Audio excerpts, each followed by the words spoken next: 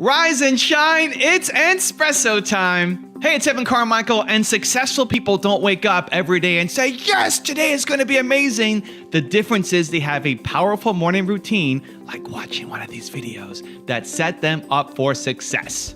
So let's start your day off right together. Grab your coffee and get ready for a shot of espresso from Lisa Nichols. I wake up every morning.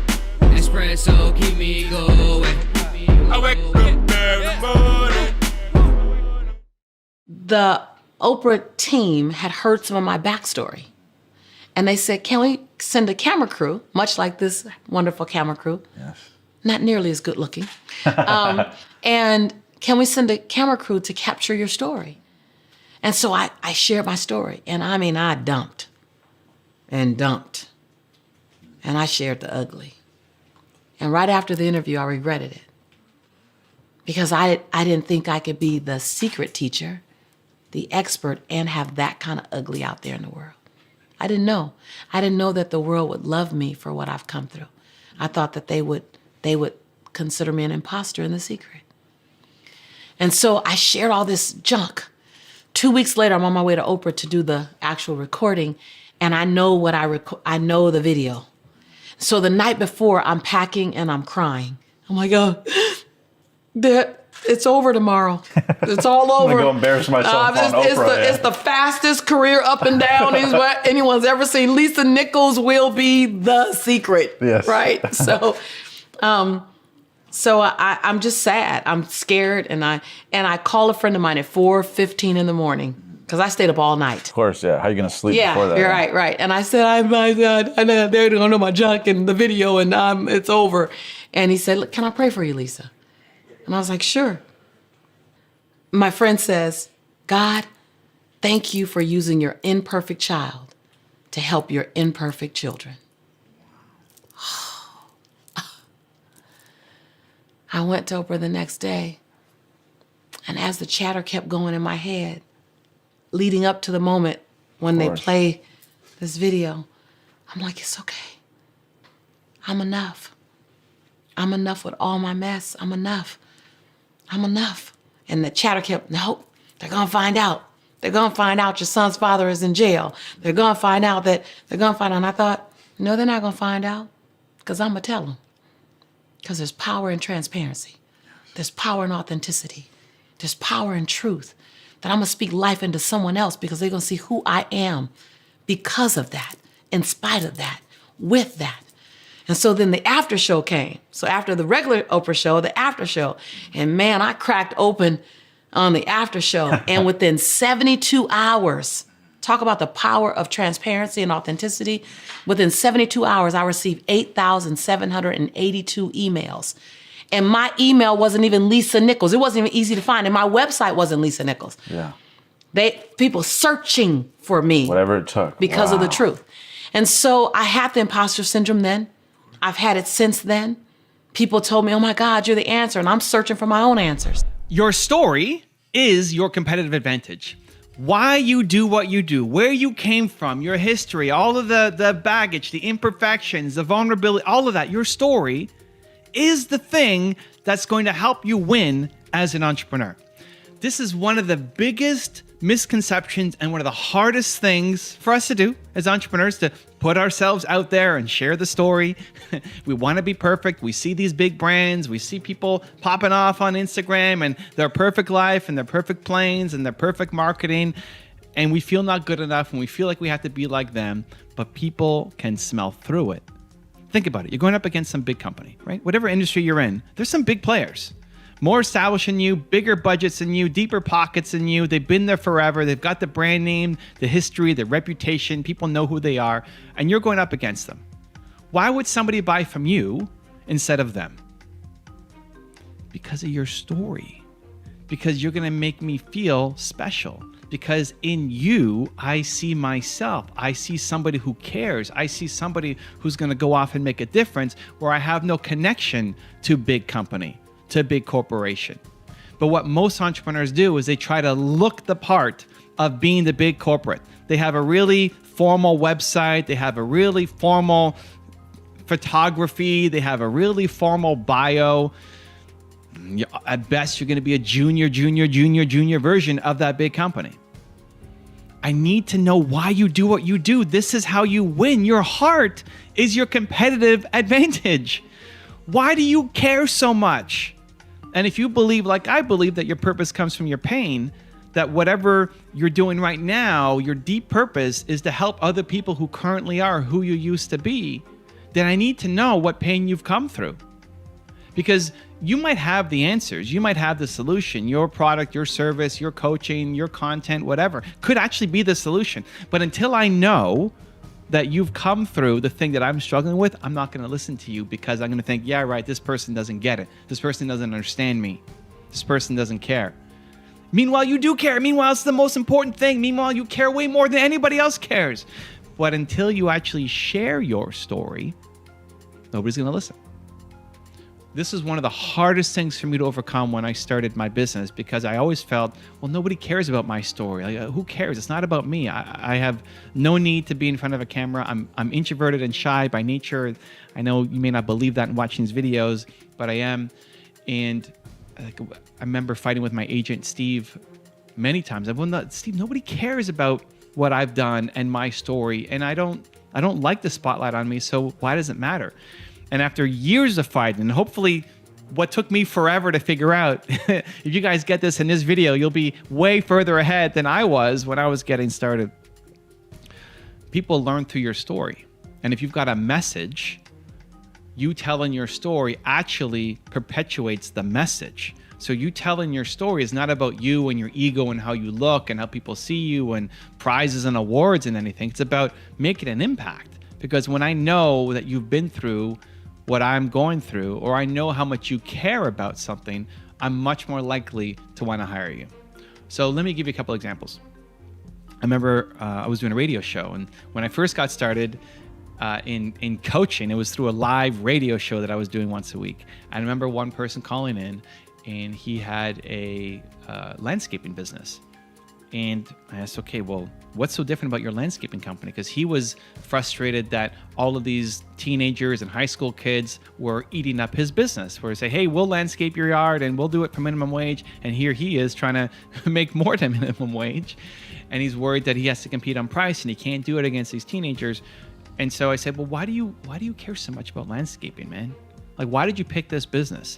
And I hope for all of you, please, that you have a story, right? If you're picking a business just to make money, you've lost already. You've lost. That the entrepreneur success formula is you got to combine what you love doing with what brings value to other people. You have to love it. You have to have a story. If there's no story, you've lost. Go pick something else that you actually can't connect to. But I asked him, why did you start this business? What does it mean to you? And he said, my mom was my hero.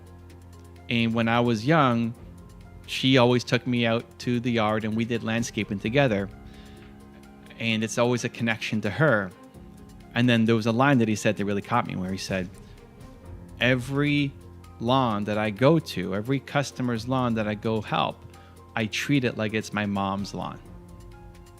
And right there is like, oh my gosh, this guy cares so much. Like, do you think the average high school, after school, summer job, do you think they care as much about your yard as this guy does, right? If he's treating it like it's his mom's garden? And by sharing that story now, you'd be willing to pay more. I'd be willing to pay him way more than a high school kid, because I think that he's going to give a way better service, provide way more value, because I understand the story.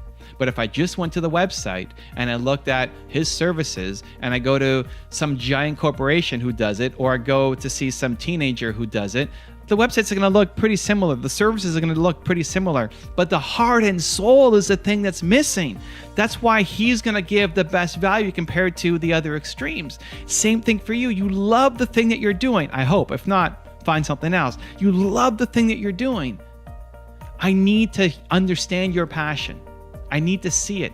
And you're afraid of not looking good on camera. You're afraid of not being articulate. That doesn't matter. I'm not hiring a landscaping company based off of how professional their video is.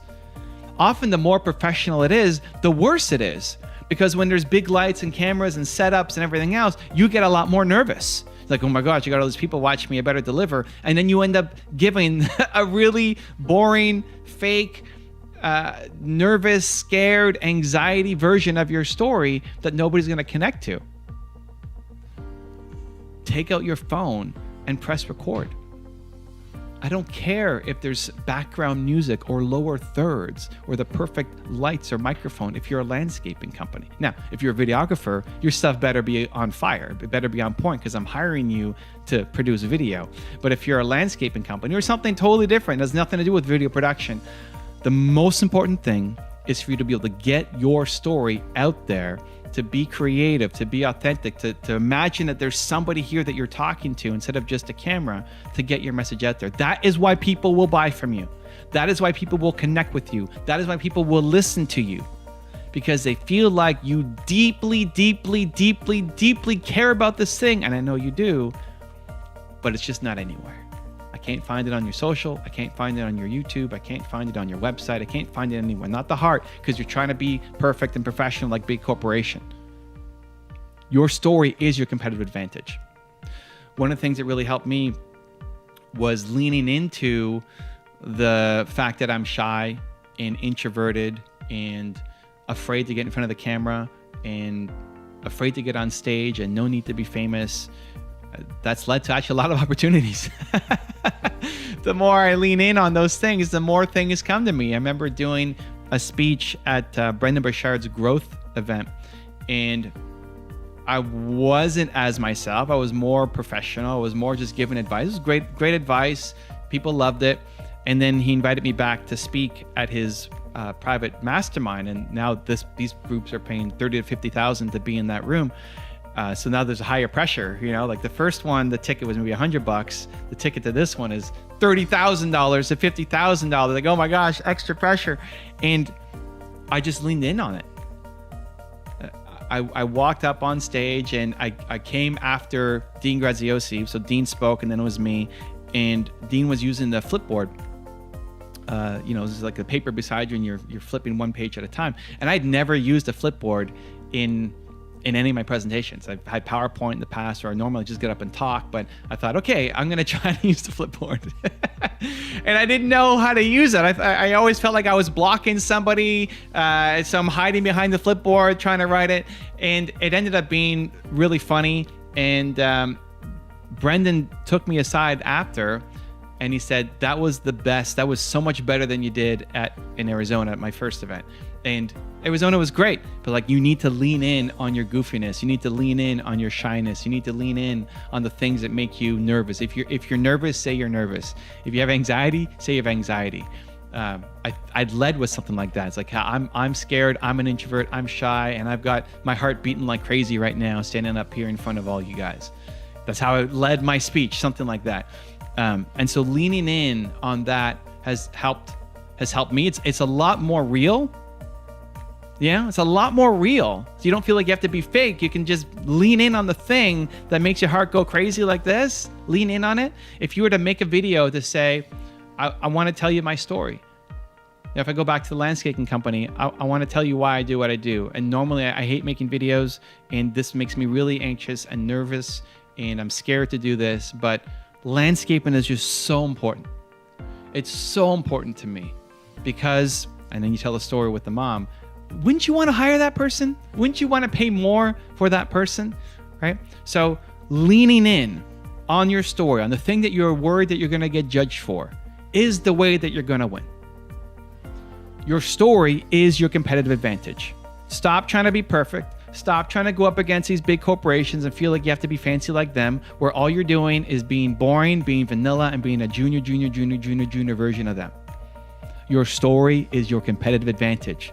You need to start getting it out there. The thing that makes you go boom, boom, boom, boom, boom, boom like that, that's what you have to share. And that's how you start to win. Now, I've got a special bonus clip that I think you're going to enjoy. But before that, it's time for the good deed of the day. This is something new. I believe that you're built to serve, and it feels so good to do something nice for somebody else. So good deed of the day, put down in the comments one thing that you need help with, that you're working on, that you'd love some support or guidance on. And then 2, go comment on somebody else's comment and give them some love, give them some support, give them some encouragement, maybe give them some connections, try to help them solve that problem. Even if it's saying, I believe in you, that one little bit of encouragement can be the difference between somebody quitting and continuing on. So the good deed of the day, in the comments below, write down one thing that you need help on, that you're struggling with, that you're working on. And then part 2 is go give love to somebody else in the comments too, and let them know that you believe in them as well. Also, if you want to have more self-confidence and self-belief, the science says it can take up to 254 days of consecutive action for you to shift that habit forward. So I've designed a special free program to help you get more self-belief for every day.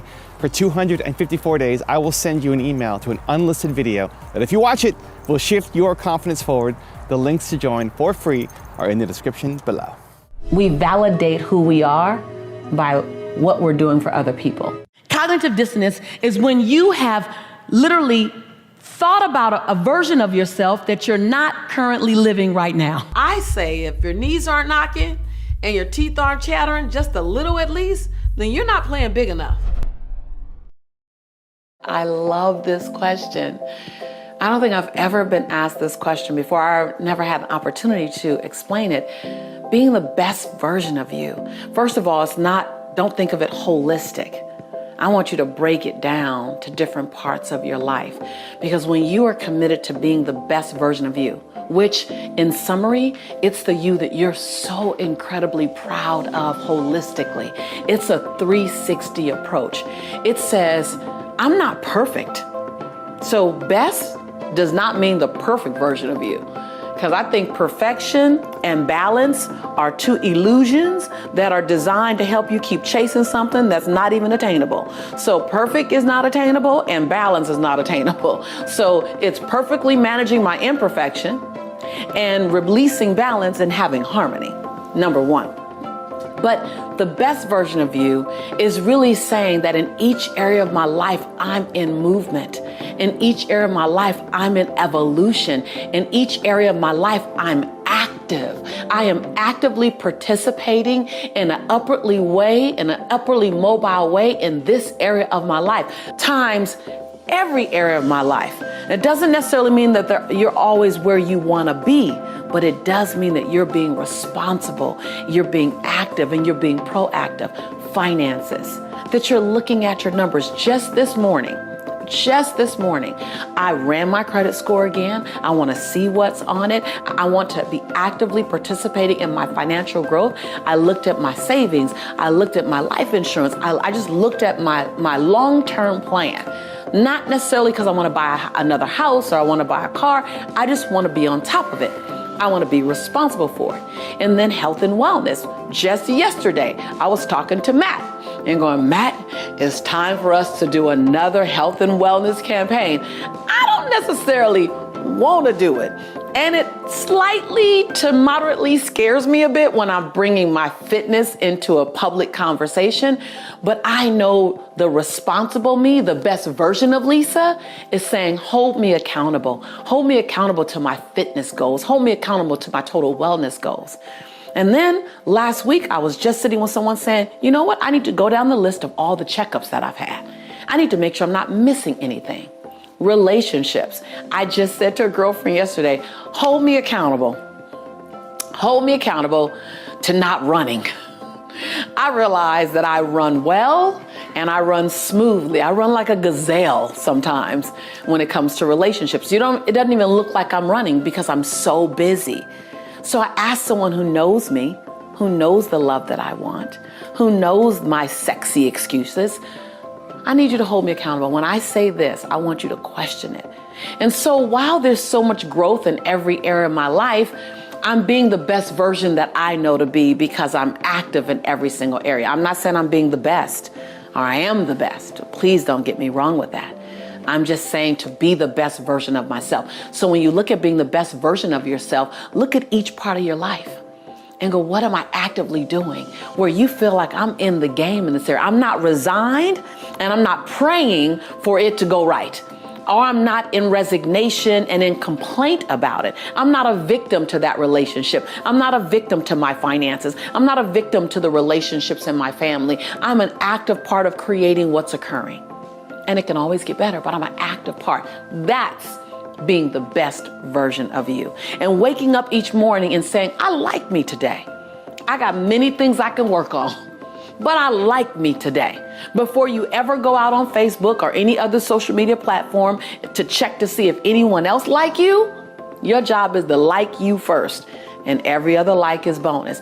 That's stepping into the best version of you. Setting long-term goals that make your knees knock a little bit and make your teeth chatter a little bit. Those goals that you don't know exactly how you're gonna get it done, but it's something that you want to get done. It stretches you, but it doesn't stress you. Your goals are supposed to stretch you, not stress you. Those things, that combination. And when you live in that capacity and you focus and you operate in that one, that's when you're living and being the best version of you. I love to go back and share some of my favorite memories with you, my fondest, and what I realized, they're actually my most moving memories. One happened over 12 years ago.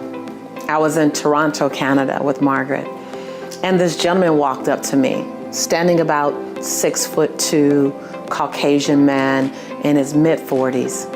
And he looked at me and he goes, "Lisa, I have a problem with you." I said, "You do?" And my heart started to beat. I'm like, oh my God, someone doesn't like me. What did I say wrong in their eyes? And how is this gonna play out? And he goes, "I have a problem. I really have a problem." And I said, "Okay, how can I help you?" He said, "I'm an atheist. I don't believe in God. I'm fine not believing in God. I'm comfortable. I prefer not to believe in God. I don't believe that there's a God." And I said, "Okay, what's your problem?" He said, "My problem is I love you. I love everything about you. I love the energy you come with. I love the way you speak. I love what I feel when I'm listening to you talk." He said, "And you keep referring to this God as your source. And I don't believe in God. So that's my problem."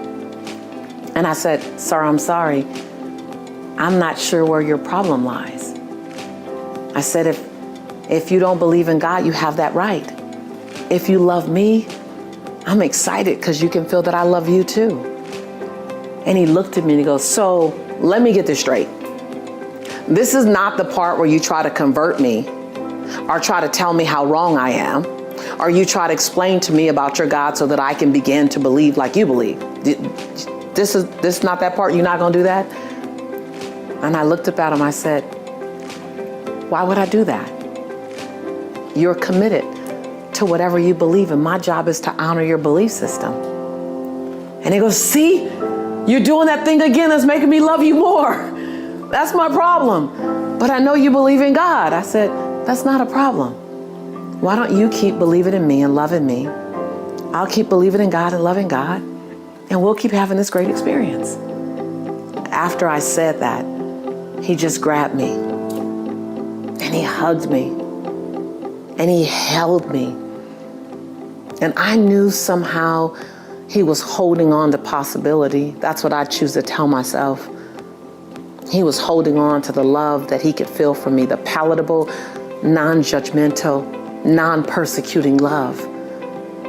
And in that moment, I couldn't feel more joy. As I held that man, I couldn't feel more joy. I couldn't feel more happiness, that this is what ministry is about. This is what touching souls is about, is to love the person who thinks that you might not love them because their belief system. It was just so beautiful. The moment was so beautiful. I mean, he held me. And then he drew back and looked at me. And he said, "You're the real deal." And I looked up at him and I said, "So are you." And we said our goodbyes. I never saw him again. Margaret and I went up to the room, our hotel room, that night, and replaying what happened, we both just started to bawl, just cry. And I said to Margaret, "Margaret, this is marketplace ministry disguised as a business. I'm not in the converting business. I don't need to convert anybody. You're exactly where you choose to be. But I am in the loving business. My job is to love you where you are." And that beautiful gentleman, that day, He reminded me and Margaret, I believe, what unconditional love could feel like. You know, when you want to learn how to trust your intuition more, you know, I say, and this is me and my walk and my belief system, that your intuition is your internal GPS system, your internal God placement system. It's that whisper, and sometimes it's that scream that tells you to leap or to be still.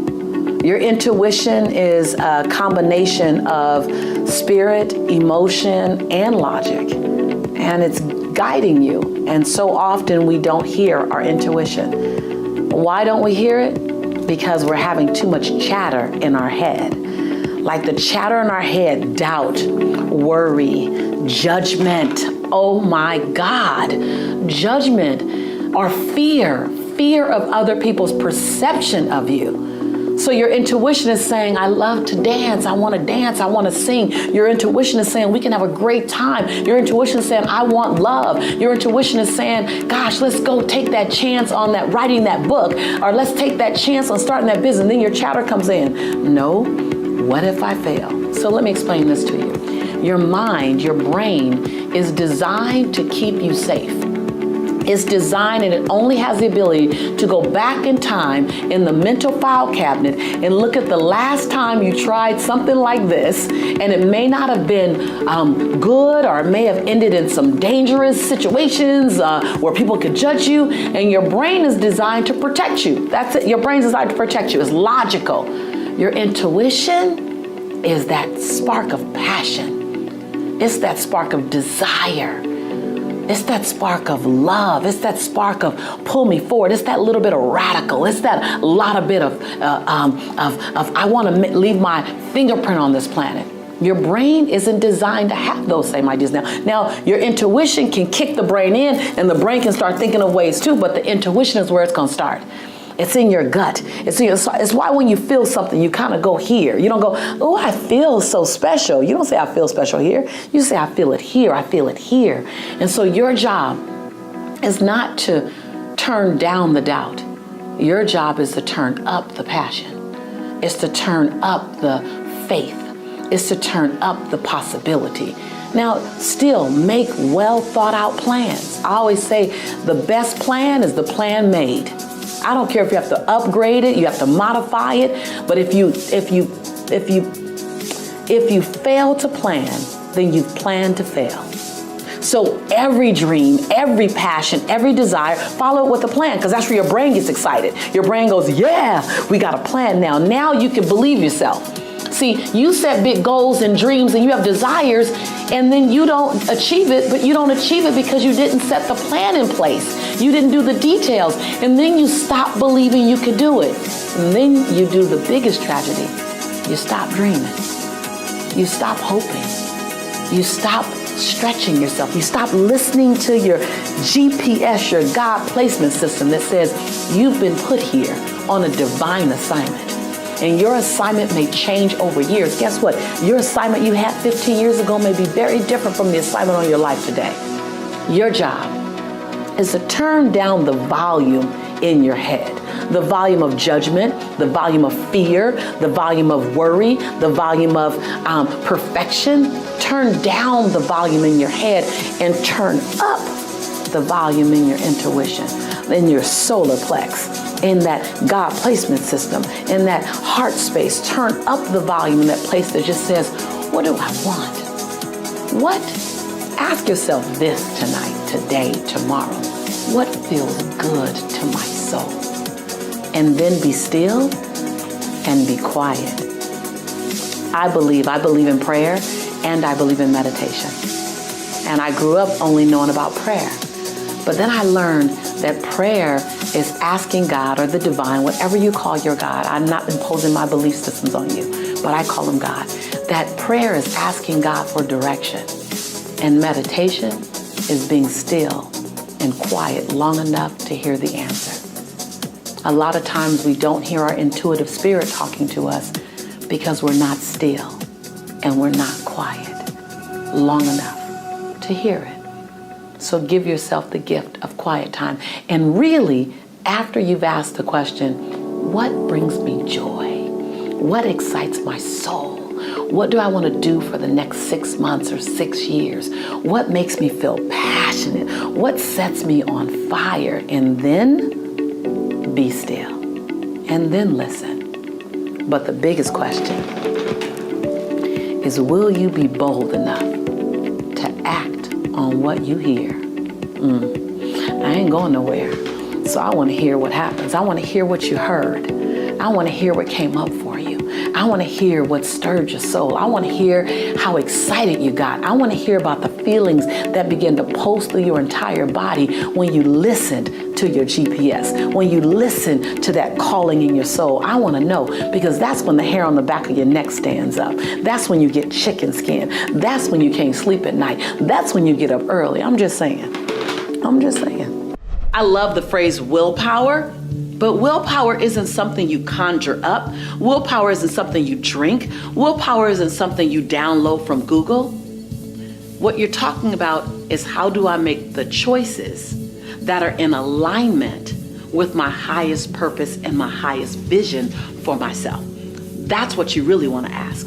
See, your life is a physical manifestation of the choices that you made up until this moment. I'm gonna say that again because that gets a little deep, and that can go over some people's head. That can hit you sometimes right between the eyes, and you gotta hear it a second time. So here it goes.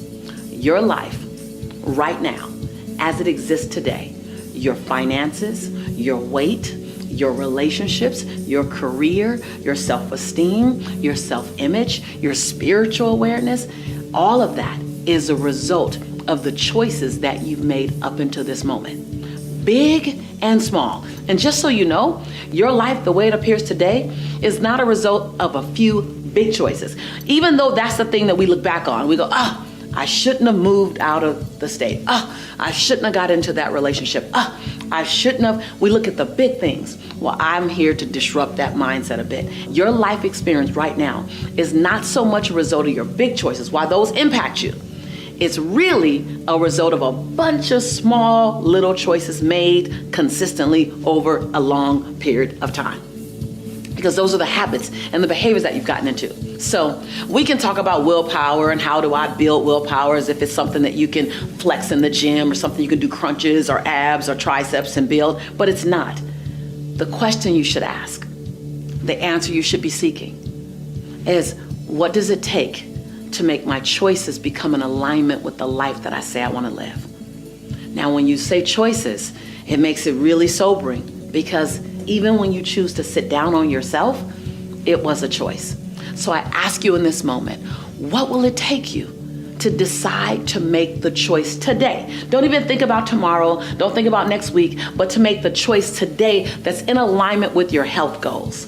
Make a choice today that's in alignment with your financial goals. It's the small things. It's the extra visit to Starbucks. It's the extra biscuit. It's the getting up early. It's 10 more crunches. It's doing squats every time you go to the bathroom. At least that's what I do. I do 10. Every time I go to the restroom. I'm already there. I'm just going to keep on going just because I want to stay in alignment with my goal. And my goal is to have a body that at least creates a double take. Or a triple take, maybe. I don't know.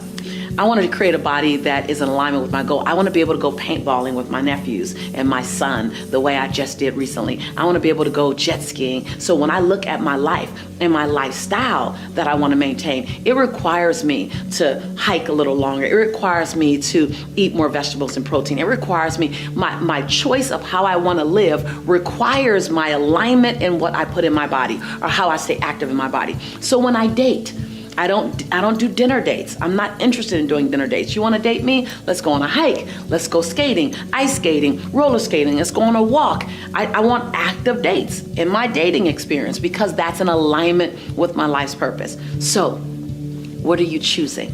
Let's not even look at willpower. Let's look at choices. Because choice is something you can control in every single moment. And the choice you made yesterday, if it wasn't in alignment with your greatest goal and your highest purpose, okay, yesterday's yesterday. Make a new choice today. You're not ever condemned or sentenced to making the same choice over and over and over again. Every day, every moment, you have a new opportunity to make a new choice. So divorce yourself from the conversation, that's who I've always been. And divorce yourself from the conversation, well, Lisa, it's hard. Yeah, listen, mediocrity is crowded. Everybody's hanging out in mediocrity. But excellence, world class, it's a lot of room up there. So it's only for those who are willing to be mildly to moderately to maybe significantly inconvenienced by making the choice that's in the highest alignment with the highest version of themselves. So let's just put away willpower and let's pick up choice. And then let's make a choice that blows your mind. If you find that the relationships around you have toxic outcomes, then I want you to look at where's the breakdown. Is the breakdown in communication? Is the breakdown in how you communicate, the words you're using? Is the breakdown in who you choose to be around? Is the breakdown in the engagement of what you're talking about? What I've learned is that if you're not talking about things that are high enough and big enough, things that are inspiring enough, you will slip into the smallness every single time. If you don't choose an intentionally high, evolving, encouraging conversation, you will slip into the cracks. You will slip into those crevices of smallness and petty. And until you get people trained that you're going to live up here without telling them, I need you to know, it's not an announcement. It's a way of being. It's a what do you choose to participate in. It's a stepping over your desire to hear smallness. Gossip, negative feedback. It's when someone is engaging in negative feedback about someone else, the fact that you didn't add anything to the conversation doesn't let you off the hook. Did you stop the conversation? Did you say, hold on, I don't want to engage in speaking negatively of them at all. Why don't you have a conversation with them? It's course correcting behaviors in your space at the risk of losing the relationship. But what you basically do is you say, here's where I play. Here is where I live. I'm not visiting this high road of integrity. I'm not visiting this high road of conscious thinking and awareness and respect and humility and honoring the dignity in people. I don't visit this place. I live here. I don't visit this place. I live here. And in a loving way, anyone that's engaging with you has two choices. They either engage with you here or they choose to engage with someone else. Now, if you find that you're going down to be in the relationship, or you're going down and you're the person taking the relationship down because you're in a moment of anger, or you're in a moment of resentment, or you're in a moment of hurt, then you're not living in your highest integrity. You just visit every now and again when you come to this channel. Uh-oh, I see my Shantae coming out right now. Shantae is my middle name. It's what I do when I start getting real edgy because I really want you to get it. So you need to make a decision on where you choose to reside. And then you don't leave your conscious neighborhood to go visit other people's neighborhood if it's not as high as yours. People will rise to the occasion, or they'll choose not to rise, and they'll pick other people to be with and hang with. And I know that sounds easier said than done, because some of the people who are playing at a lower level might be in family. It might be, and that's fine too. You can love people. It doesn't mean you have to spend tons and tons and tons of time if that time costs you something. Spend as much time as you can. Spend as much time as serves you. Spend as much time as they will allow you to spend. But never leave this place. Even if being with them causes you to allow them to be where they are, you don't have to engage in that. So the bottom line in supporting you to either recognize, are you the toxic element, or are you surrounding yourself in toxic element, is to make a commitment where you live. Where am I living? And first own where you're currently living. Because if you own it, you might go, you know what, I do slip into that small place. Okay, own it. That's conscious awareness. That's powerful. Own it. And then go, where do I want to be? And then what's the distance between here and there? And what do I have to do to get there? What do I have to say no to? What do I have to participate in? What do I have to ask forgiveness for? What do I have to clean up? What relationships require cleaning up? And then what declarations must I make? And what decisions must I live in? Don't make a decision, live in your decision. Let me first explain to you what forgiveness isn't. Because most people won't forgive because they have an incorrect understanding of what forgiveness is. So forgiveness is not pardoning someone's behavior. It's not excusing someone's behavior. Forgiveness isn't admitting that you were wrong. Forgiveness isn't saying what was done to me is okay. Forgiveness isn't any of those things. Forgiveness actually, if you really understand it, it has less to do with the other person and more to do with you and more to do with your future. Let's go back to the oil and water scenario. So forgiveness invites in love, invites in possibility, invites in prosperity, it invites in new thinking, it invites in creativity. So forgiveness is an expanding emotion. When you forgive, you're opened up for new things. Anger is a contracting emotion. It requires you to shut down, to avoid, to shut out, to stop talking. Everything in anger is about stopping and shutting down. Everything about forgiveness is about opening up without pardoning someone's behavior. I want to make sure I'm clear on that, because most people attach forgiveness to, but you don't know what he did, but you don't know what she did. When you can detach, forgiveness is not about what they did. Forgiveness, get this, forgiveness is about making yourself available. Think about you. Your body is primary real estate. There's only so much of it. It's a finite space. There's only so much space. It's not forever. This is your body. So if this is your primary real estate, your heart, and you have anger occupying 20% of it, you can never experience 100% love. You can never experience 100% possibility. You haven't given yourself a chance at 100% of the things you want most, because your primary real estate, your heart, your body, your mind, is being occupied with a very intrusive, toxic emotion. Less and less about them. Nothing to do with them being right or their behavior being pardoned or the action. It's your future is paying for your past when you hold on to anger. So when you get really connected to the cost of anger, then it's not about the what. Matter of fact, the longer you've been angry, the longer you've robbed yourself of 100% of what you were worthy of.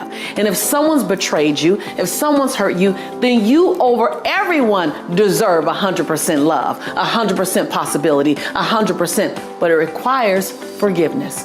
And in many cases, it's forgiveness of yourself. In many cases, the person you've been angry at the longest is yourself. And the same rule applies when it comes to you. Over the years, I've had to learn how to disconnect myself from people, how to pull away, how to move on without what I call Benihana in people. Now, I don't know if you remember, but if you ever go to a Benihana restaurant, they have those sharp knives and they kind of go, and you don't even know that the zucchini is like all diced up until they move it and then everything is cut apart. Well, I used to have a habit of like cutting people off so well, so fast that I felt like I Benihana'd them. Like they didn't know they were like all sliced and diced until they went to walk away and their head fell off and then their arms fell off. And over the years, I had to learn, how do I complete? By the way, I would say, don't break up with people. Don't break away from people. Don't stop being their friends. A better mindset is recognize when the relationship is just complete. Now, I say complete with me. When I say complete, that means the relationship has had every experience that it needs to have. You've done everything you need to do, and it's just complete. So you don't have to make people wrong. That was a big lesson for me, because we're taught that in order for relationships to end, someone's brains need to be splattered on the ceiling. Well, the older, wiser me recognizes that I can end relationships from people who I've outgrown, or people who might be toxic, or people who are just not a fit for me, and also leave their dignity intact. Key word, I want you to write that down, type that in chat, because there is a way that you can complete with people. Notice I'm using these keywords with you. You can complete with people, meaning every experience that we need to have, we've had. And now I'm complete. That you can do that and leave their dignity intact. You can say this relationship has run its course. You don't have to outline everything that's not working, because when we outline things that are not working, all we're doing is making people wrong. So let me just say, the way you complete a relationship is to first check your ego, because your ego, or ladies, your she-go, they will get in the way, and what you want to do is point. I'm done with you because of this, and this. And we all know when you point one finger over there, the three fingers point back at you. We've all heard it. But more importantly than that is, can you give people the gift? If you're really on this journey called transformation, can you give people the gift of completing a relationship with them while leaving their dignity intact? Let me show you how, because I had to learn this one. So you want to write this down. So number one, when you go into a relationship, when you go into a conversation, number one, when you go into a conversation that needs a course correction or that you're going to complete with, you don't want to go in and say, I have to talk to you about something. Something isn't working, because you're neutral. So you go into that relationship already at zero. You're neutral. Now follow me with this. You got to really pay attention. So eliminate all distractions right now. You don't want to go into a relationship that's going to be difficult at neutral. You want to go into the relationship at plus. Okay? So you might hear some noise in the background. Don't worry about that. I'm sitting in my backyard. It's summertime. I have kids playing. It's summertime. They're free. Waterfalls are flowing. So I'm not going to bother to stop the recording so we have a perfect situation. Life ain't perfect. I'm going to keep going because you need this lesson like some people need life at times, right? So you go into a conversation at zero when you say, I need to talk to you about something. Instead, I want you to think of it this way. When you go in at zero and then you say, what's wrong? I need to talk to you. This doesn't work for me. This doesn't work for me. Every time you say this doesn't work for me, you go down one notch. -1, -2, -3, right? Most people do that. Almost everyone does that. Look, we need to talk. As soon as you say that, people are like, oh, what? And then you go on to all the things that don't work for you, right? Well, that takes them down. -1, -2, -3. You never get back up, which is why brain splatter ends up on the ceiling, because you can never get up to neutral again. You started and you took them down, and you guys couldn't get back out. Let's try this. So I want you to get a piece of paper out, and I want you to write zero and draw a line like it's a guiding line, and write zero right in the center of that line. And then write -1, -2, -3 below the line. Instead of starting with I need to talk to you about something and going into what's wrong, I want you to start every challenging conversation, and I want you to take them up, plus them. Think about it, +3 me, +3 me, +3 me, right? Which means I need to talk to you about something. First of all, what I want to tell you is what I love about you, +1. What I respect about you is +2. What I appreciate and honor you for, +3. What I realize is that I'm really complete with this relationship. There are parts of it that's not serving me anymore, and it's time for me to move on, +2. I need to love you from a distance. I just need space, +1. And I need that space to begin now, 0. Still a hard conversation, but now you've ended at 0 versus -3. Still not easy to have. I didn't say it was going to be easy. But when you +3 me, you actually add value and add energy to who I am and affirming me. Because even in the worst relationship, even in the most negative situation, you can find things to love people for, to appreciate them for, and to honor them for. And then there are the things that don't work. +3 me, and then course correct me. +3 me, and then complete with me.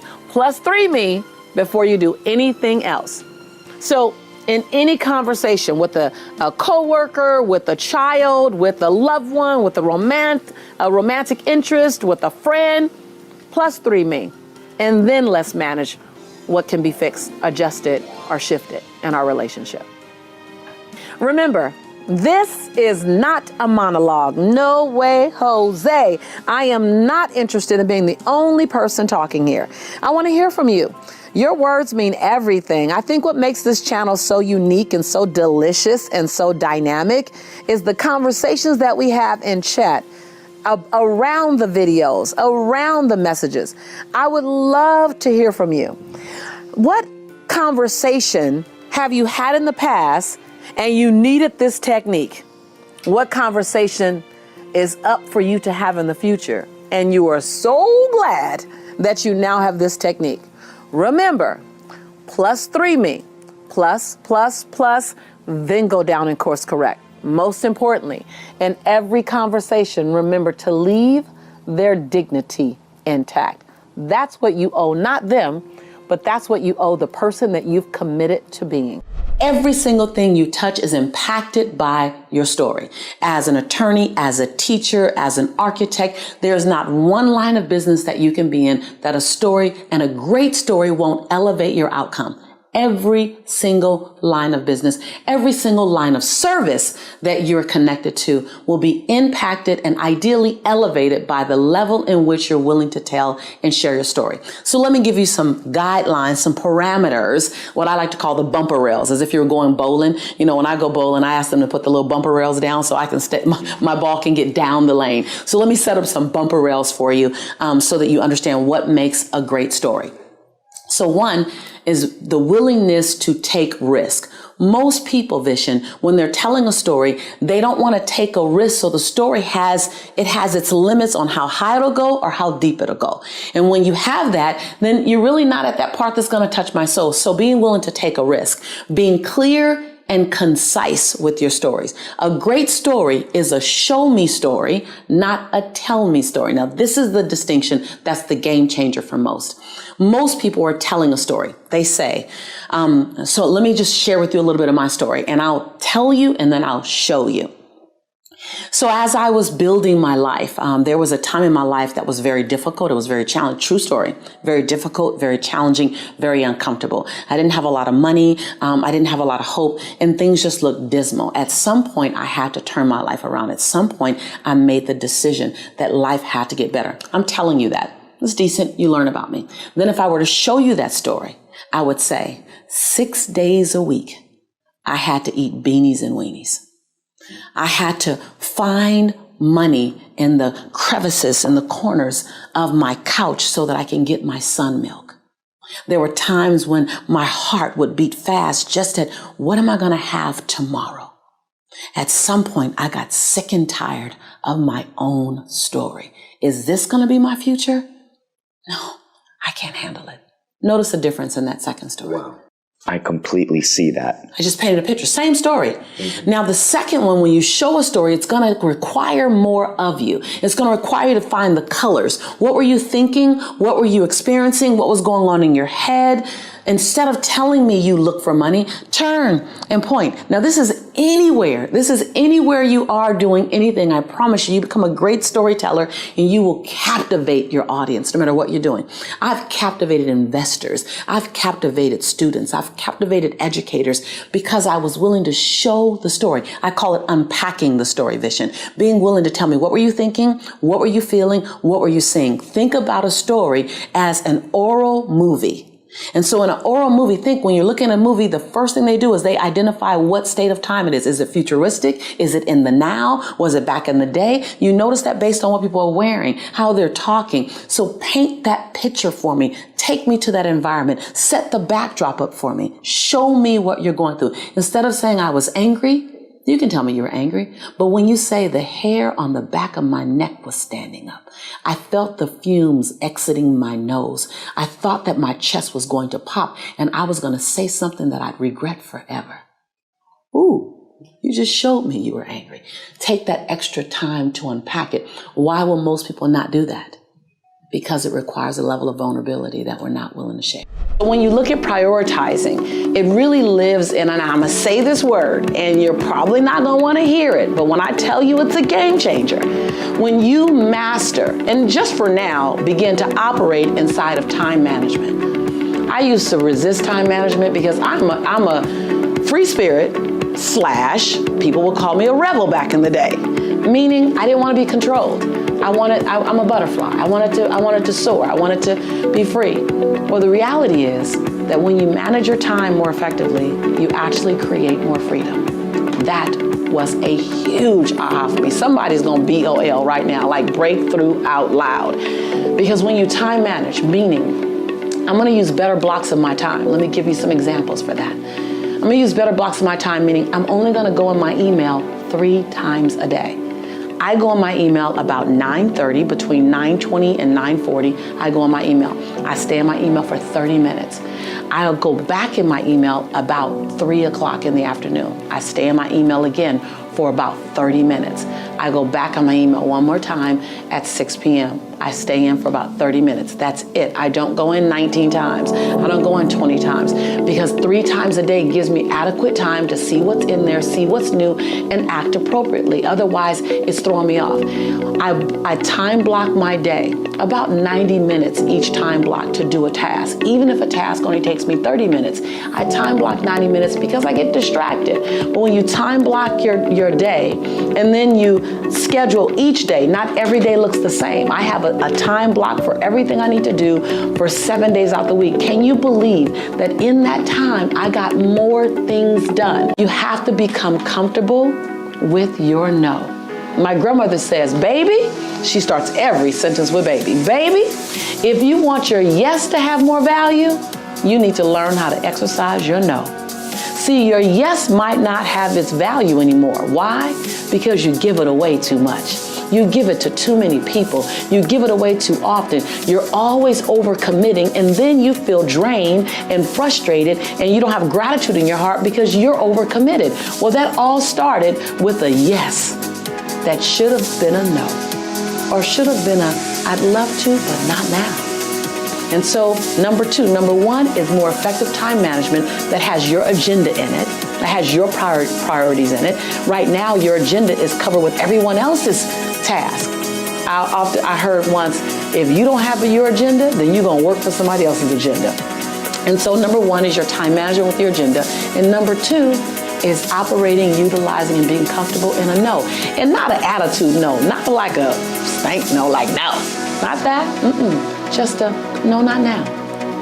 No, I would love to, but my plate is full. I'm free in 90 days. Just don't make, no energy, just not now. Don't be surprised when everyone comes to you. You're great, you're amazing, you're brilliant. Look at you, you're on this channel, so you know you're smart. You want a better life, you want an abundant life, of course you're here. Of course everyone wants you. And your priorities matter. So the third thing is to remember, it's your job to fill your own tank. It's your job to fulfill your own dreams. It's your job to write the story that you're going to want to read. It's your job.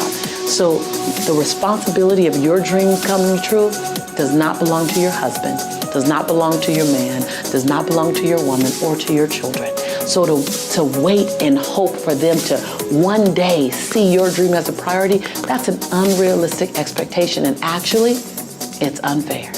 It's your priority. And what that looks like is carving out time. It looks like putting it on the agenda. It looks like declaring it out loud so that the world could hear. It looks like giving yourself a chance, 1,000 chances, and pressing reset if you happen to fall down or sit down or get distracted. So if you want to know what does it mean to keep your priorities, your dreams a priority, it starts with you. It starts right now. It starts right here. I know what it feels like to prioritize other people over my dream. I did it for years. I love being loved. I love love and I love being loved. And I used to say yes all the time just to be loved. And I realized that I was teaching the people around me how to treat me. That you teach the people around you how to treat you. So if they're treating you as if your life isn't a priority, your dreams aren't a priority, it's because you taught them how to treat you that way. I know, ouch. Lisa, dang.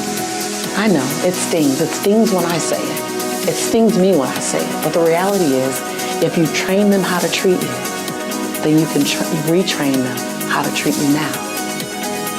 And it's not a matter of making any big announcements. It starts with just setting some healthy boundaries. It's starting with making some time management. It starts by making sure you continue to come back here and that we stay connected and that you allow me or someone else to help navigate you through the terrain called designing a better life, the one that you love, the one that you admire. And so let's start with those things because that'll make a huge difference in your life. In that year when I was really broken, I was working at LA Unified School District. I was miserable. I was miserable because I wasn't living in my dream. I was just doing a job. And then one day I said, well, what do I need to do? I need to buy my freedom. That's what I need to do. I need to buy my freedom. Well, I don't know about buying my freedom. I don't know about having money saved up. My family didn't have money saved up. My mother used to tell me, oh, this money is burning my pocket. So I know two things about money. It's hot and we can't keep it long. We'd always have 1 week where we had all the food in the refrigerator and then 1 week where the refrigerator was empty. Right? Come on. Some of you guys know about that. To this day, I spend so much money on groceries. You guys, oh my God, it's like I'm feeding like a family of 10. Because I'm so afraid of anybody ever being in my house and being hungry. Right? And so I wrote a check to myself. Jelani was 3. $110. I took it to the bank, Wells Fargo. I started a new account. The next check I wrote, $125. And just like the first check, I put in the memo line, funding my dream. I wasn't even clear what the dream was. But I knew there was something in my belly. Who in this room know you got something in your belly? There's something here. I'm not even clear about it. I don't know how clear you are, but I wasn't clear about it. But I knew there was a calling on my life greater than working for LA Unified School District. And no disrespect to LA Unified School District, it just wasn't my destiny. I wrote another check in 2 weeks, $146, funding my dream. Now I started mailing the checks in because I didn't want to see my balance, because I didn't want to go shopping. Because you're going to repeat what you learned, right? Until you decide to not repeat what you've learned. So I mailed the check in, and then I wrote another check.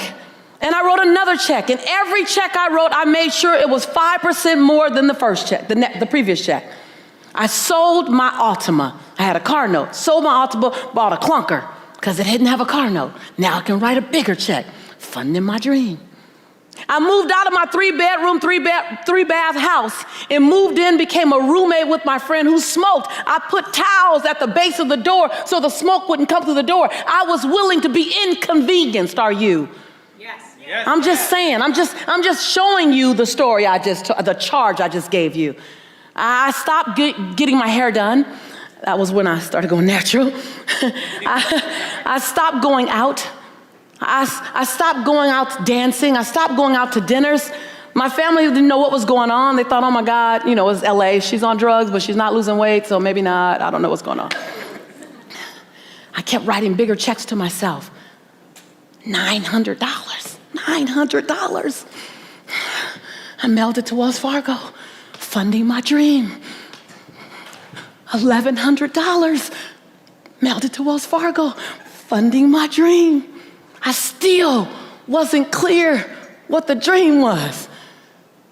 I just knew I had one, and it was being born through me, and I needed to give it a chance. That's all I knew. You don't have to see 2,000 feet in front of you. Just see 200 and run to the 200. Yes. You don't have to see it all. 3.5 years later, I'd written a check to myself every 2 weeks for 3.5 years. I didn't go out for 3.5 years. I didn't go dancing. I didn't get my hair done. I didn't get my nails done for 3.5 years. Are you willing to be inconvenienced for your conviction? I walk in to Wells Fargo 3.5 years later, and I said, hi, God bless you.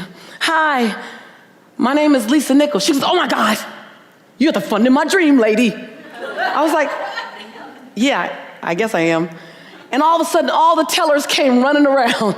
The manager came, they're like, oh my God, okay, oh my God, we have been wondering. We all got the same question. Y'all know what the question is, right? What's your dream? I was like, I'm not sure, but I know that it includes inspiring people, having people believe in themselves again, teaching them how to get back up when they've been knocked down, having them to be willing to give themselves 1,000 second chances. And every time they get to 999, press reset. I'm not sure what it's gonna look like, but it's just gonna help people. I said, I came to check my balance. I've been writing a few checks to you guys. They said, yes, you've been writing a lot. I said, I just want to check my balance. They said, you don't know your balance? I said, no, I got this really big stack of summary bank statements at home because my mama said money burns her pocket, and I don't want it to burn my pocket. I want it to pay for my freedom. I said, I just came to see what my balance was, if I had enough to fund my dream as it gets clearer. She wrote it down. Everyone's excited. She wrote it down, turned it around to me. I looked at it. I said, oh no, my name is Lisa Nichols, and my Social Security number, I said, that is not my money. And I am not taking that money because you're probably gonna want it back. So just fix that error right now. And they looked at me. They said, you really don't think that's yours? I said, no, my family's never had $5,000 in the bank or $10,000 in the bank. That's $62,500 in the bank. They said, Miss Nichols, and everyone teared up. The manager teared up, the tellers teared up. They said, Miss Nichols, whatever your dream is, I think you can fund it now. I looked at my son, Jelani, who now is 5 or 6, and I said, Jelani, our lives are gonna be a little different now, baby. Jelani said, yeah, Mommy, can we now go to McDonald's? See, for 3 years I've been telling Jelani, I'll make you a Big Mac. Mama makes Big Macs better than McDonald's. And so it began with a $110 check. So I don't know what yours is. I don't know what your radical looks like. For some of you, your radical was coming here, right? Yes, yes? Yes. And this is the beginning. Yes, yes. This is the beginning of your radical. This is the next best step. This is the first step. And so I just stopped by to let you know you're on the right path. And as you ramp up, you're going to have questions. You're going to be afraid. I do more things afraid now than I do fearless.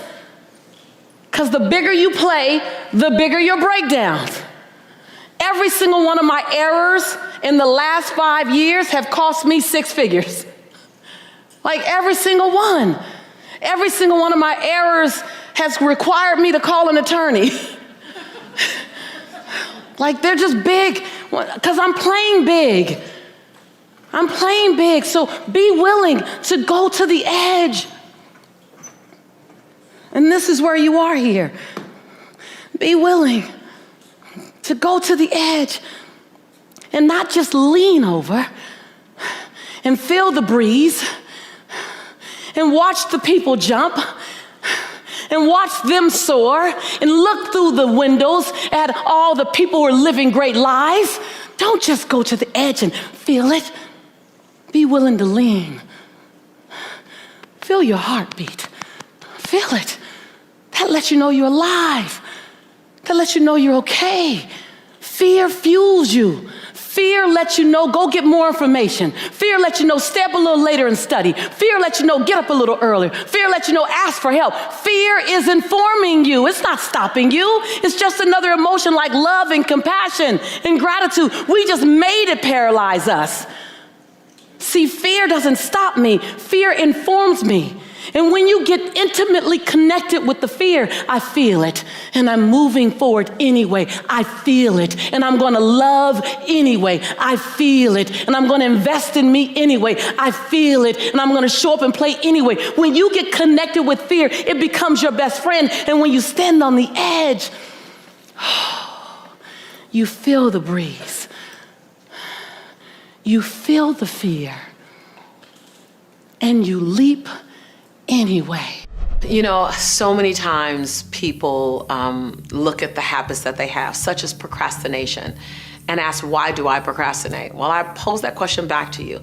Ask yourself, what's the benefit? Because there's a benefit that you're getting out of it. So whether you believe that last minute throws you inside of an energy source, because that's what I used to think. I used to think, oh, last minute, I'm more creative. Well, the truth is you're not more creative last minute. The truth is that when you wait till the last minute, you're increasing your stress level.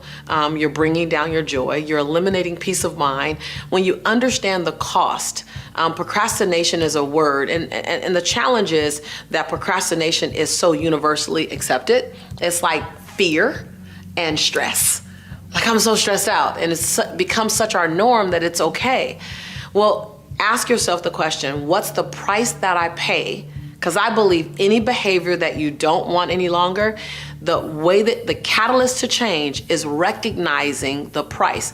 Because we're high producers, we can still get it done inside of procrastinating. We can still get it done. But if you ever take a moment to stop and ask yourself and answer, what's the cost of me procrastinating? And you can do that for everything, but we're focused on procrastination now. What's the cost of me procrastinating? Let's go down that list. When you procrastinate, it costs you clear organizational time because now you're rushing. When you procrastinate, it costs you peace of mind. When you procrastinate, you're now thrown in urgency. Urgency increases your stress. Urgency is known to increase your stress. If you live in urgency, you literally are 2-3 times more likely to have a heart attack, I hear. Not confirmed, but that's what I heard. So if you live in this pace of urgency all the time because of a behavior that you can modify, think about it. How are we forward moving, upwardly mobile? How are we brilliant and operating in something we can control? There's so many things that you can't control. Procrastination is something that you can control. I used to be last minute, and I resisted. I gotta tell you, I resisted planning. I thought it was for slackers. I didn't need to plan. I can go off the fly, and I'm pretty creative, and I can get myself out of some pretty hairy situations, and I can produce pretty good content, pretty good experiences last minute. So I lived in the last minute conversation. I didn't even call it procrastination. It was just when it was scheduled to be done. So if I'm flying out at noon, I can pack at 7 in the morning. When I realized that I eliminated the space that I needed to do it in such a planned, methodical way that on the other side, I felt good about it. When you wait to the last minute to do anything, you've now taken the joy away that comes with having the space to do it in a timeline that's effective. But here's the other thing. I ask you, what are you proving to yourself when you can get it done at the last minute? What are you proving to yourself? Because there's some form of proving or denying, or there's something going on that you still need to do. Especially if you know how to plan in other areas of your life. You can't be a part-time planner, part-time strategist, part-time person who's prepared, and then in this other area you're not. No, now you're making a choice. So why do you choose to procrastinate? What do you believe it's giving you? And if you found out that it's not really giving you what you thought it's giving you, or if you found out that procrastination is giving you a whole lot more than you bargained for, it's giving you stress. It's giving you the non-gift of urgency. It's giving you all these things that you go, oh, I didn't know all that comes with it. Yeah, and the challenge is you manage all that well. And because you manage it well, you think it's okay to have it. Can we give you more peace of mind? I packed the same exact clothes for a trip I simply pack for the trip 72 hours in advance. So the final 72 hours that I have, I can use that relaxing, or I can use that planning something else. But when I'm in urgency packing, and I've been there plenty of times, I lose the creativity, I lose the peace of mind, and I lose a little bit of joy, because now I'm bumped up against a deadline that's so intense, and it's a non-negotiable deadline. If I back away from that deadline and I give space and grace and ease, it actually is a form of self-love. I know that sounds crazy, that planning and not procrastinating is a form of self-love. But see, when you procrastinate, you're putting that thing you need to do last, which really is putting you last again. So if you procrastinate, you're putting yourself last. It's not the only time you put yourself last. It's a behavior and a habit that you do. So I ask, can you move yourself up to the top? You might not put yourself first, but can you put yourself second? I'm gonna shoot for first. Procrastination and overcoming procrastination. You're talking to a recovering procrastinator. That when I moved from procrastination to better planning, I felt the grace and ease and space in my life. I still have the same hours in the day. I just organized them differently. I just set better priorities, more effective priorities. That you're not supposed to enjoy the experience when you get there. You're supposed to enjoy the experience and the journey getting there. And when you move from procrastination to planning to time management, and time management is a fact. Time management has a direct impact on procrastination. If it matters to you, it should find its way in your calendar. It should find its way. When I'm going on a trip, I have pack in my calendar. I have it packed in my calendar 4 days before I'm leaving, so that if I run out of time and it takes me a whole day to get to packing, I'm still 3 days early. It took a long time to learn that. Procrastination is showing up for you last. Are you willing to show up for you first?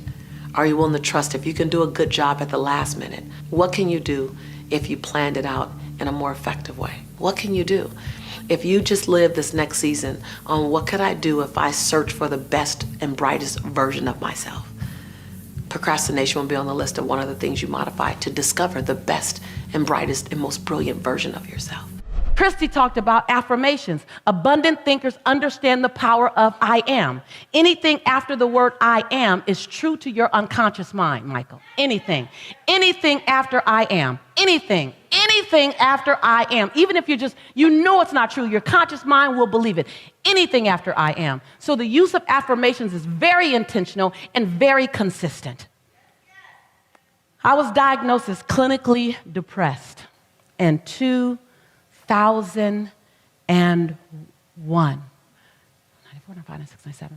1998, I'm sorry. I was diagnosed as clinically depressed. It didn't make sense. I had been in a relationship, I was engaged to get married, and my fiance, who I did not know at the time, was bipolar. And he'd stopped taking his medicines and under the belief system that love can cure anything. And so I ended up being picked up and thrown 3 feet across the room, and I ended up being choked until I passed out. And once I got out of that relationship, I just was different. It was different. So my mom insisted that I go to the doctor. I went to the doctor, and I sat on the table, and she checked me and talked to me and came back in with a prescription. And she said, Lisa, you're clinically depressed. And I felt like I heard Charlie Brown's parents talking, like, wah, wah, wah, wah, wah. Clinically depressed, at least that'll make sense in that same sentence. And she handed me a prescription, and I read the prescription. It had my name on it, and it said Prozac. And I thought, that don't make sense. Lisa Nichols, that don't make sense. And I said, do you mean I'm sad? She said, very, very sad. I said, can I try something? And I'm not recommending you guys, if you're on medication, you stop taking your meds, please don't do that. I asked my doctor, she agreed. I said, do you mind if I try something before I take this? She goes, yes, but I need to see you back in 30 days. If you're in the same condition, I need us to try this medicine. I said, okay, I could do that. So I went home, and every day I got in the mirror and I drilled I am every day, because I realized I had forgotten who I was. I just forgot. And it was okay to forget. I just forgot. So every day Every day for 25 minutes, I just went over the I ams. Every day, I am. And then I paralleled that with I forgive you for. Then I paralleled that with I commit to you, Lisa. Every single day. I went back in 30 days, and I'm talking to her, and I'm on fire. She's just looking at me. And I'm just talking. She twisted her head again. And I'm just talking. She says, wait, I got to stop you. I said, what? She goes, what are you taking? And can I have some? I was like, I'm taking some of me. And so the power of I am can pull you through the darkest moment. The power of I am. If you want another awesome video in our Black Excellence series, check out the video right there next to me. I think you'll enjoy it. Continue to believe, and I'll see you there.